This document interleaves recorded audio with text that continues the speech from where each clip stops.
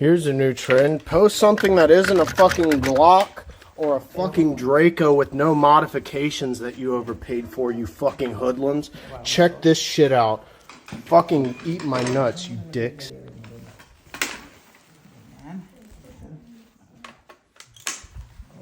Tapos hindi, nakakasa na yan, kaya i-release mo na lang. So, malaki muna. Tapos, may mabuti. Hindi malaki yung kamay mo din. Kung hindi ka pa ito. Tapos, ano mo yan.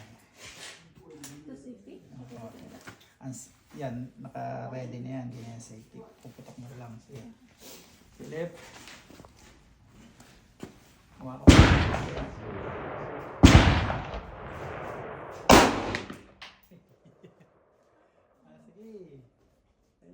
Bababa, yan. Kasi habang binababa mo, bitawan mo.